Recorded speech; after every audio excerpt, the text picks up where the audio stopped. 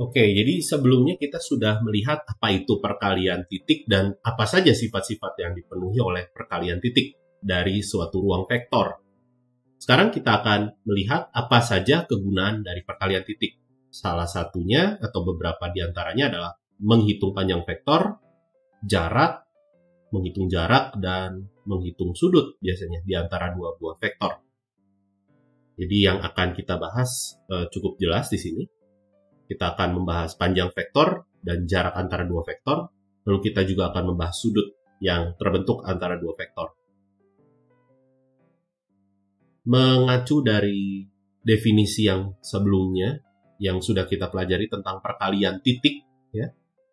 Jadi norma atau panjang vektor itu dinyatakan oleh hasil kali titiknya lalu diakarkan. Nah, sekarang kita perumum dengan perkalian skalar, jadi kita akan lakukan perkalian skalar dengan dirinya sendiri, lalu diakarkan. Nah, ini adalah definisi untuk norma. Apabila kita tidak membentuk norma dari perkalian titik, ada saja norma-norma yang bisa dibuat dari fungsi tertentu, begitu ya.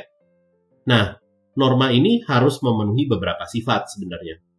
Jadi, untuk setiap U dan V di ruang vektor dan K-nya skalar, norma itu harus tidak boleh negatif. Dan norma itu harus 0 apabila dia vektor 0. Dan ini sifat untuk norma yang kedua yang harus dipenuhi. Jika kita kalikan suatu vektor yang ingin dihitung normanya dengan skalarnya, kita harus pisahkan, atau bisa dipisahkan lebih tepatnya, dengan mengalikan dengan mutlak skalarnya. Dan ini ketak samaan segitiga ya. Jadi norma apapun itu fungsinya harus memenuhi ketak samaan segitiga. Dan mirip dengan norma, kita punya jarak. Jadi jarak ini bisa dibuat dari norma.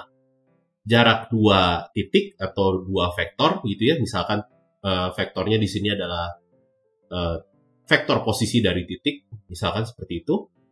Ini dinyatakan oleh norma selisih antara vektor A dengan vektor B.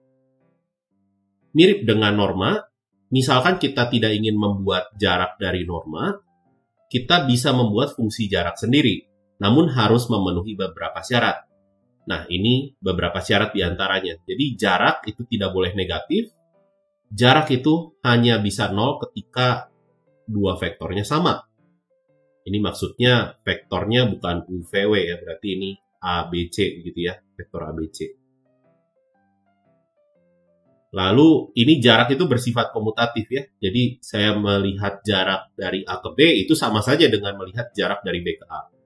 Dan ini tidak lain merupakan kesamaan segitiga ya, yang harus dipenuhi juga oleh jarak.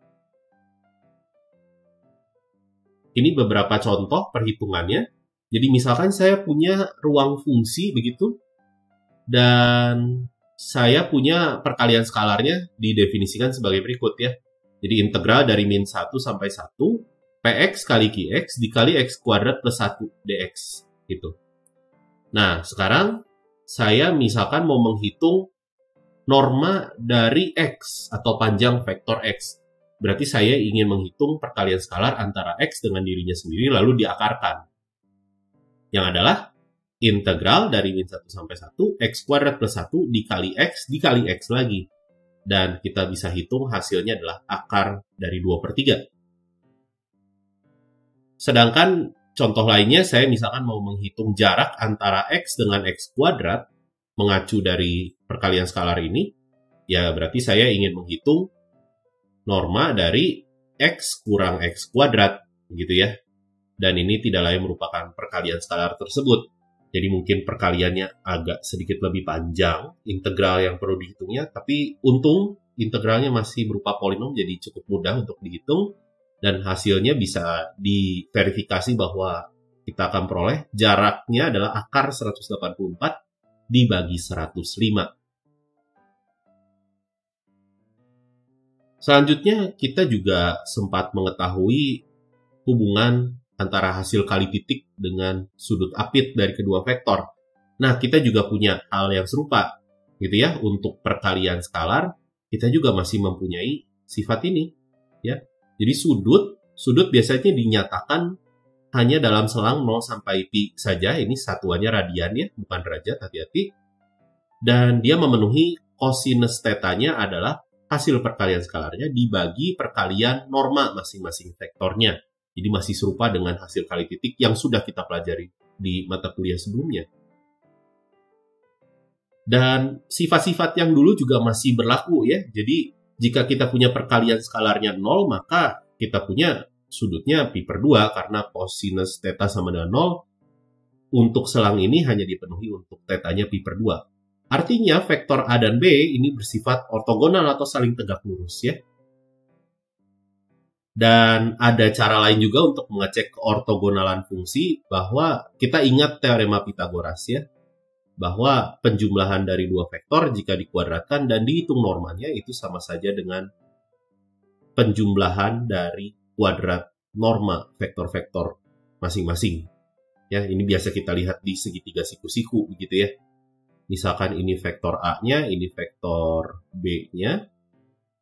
Sisi miringnya itu merupakan vektor A tambah vektor B gitu. Dan kita biasa menghitung panjang vektornya. Jika sama dengan persis, maka dia akan tegak lurus ya. Ini Pythagoras. Dan ini contoh perhitungan sudut. Jadi misalkan saya punya di sini R3, namun perkalian skalarnya bukan perkalian titik ya. Ini berbobot begitu. Saya kasih bobot. Misalkan saya punya dua buah vektor U dan V seperti ini. Jika saya hitung hasil kali titik ya, ini perkalian titik ya, U dot V, ini saya hitung seperti biasa yang sudah kita tahu sebelumnya, dan dia hasilnya 0. Berarti U dengan V ini ortogonal ya dengan perkalian titik. Namun apabila saya menggunakan hasil kali skalar yang telah didefinisikan di soal, yang terjadi hasilnya tidak 0. Gitu. Jadi sekarang kita harus hati-hati menyebut U dan V ini ortogonal itu terhadap perkalian skalar yang mana. Nah, di sini kita bisa menyimpulkan bahwa U dengan V ini ortogonal untuk perkalian titik, namun tidak ortogonal untuk perkalian skalar yang diberikan pada soal. Nah, jika dia tidak ortogonal, berarti kita bisa menghitung sudutnya, karena sudutnya bukan pi per 2. Sudutnya bisa dihitung lebih lanjut dengan menggunakan formula atau rumus yang sudah ada sebelumnya. Pertama-tama kita hitung dulu norma dari vektor masing-masing. Ingat, kita menggunakan perkalian skalar ini, jadi normanya juga perlu dihitung secara hati-hati ya.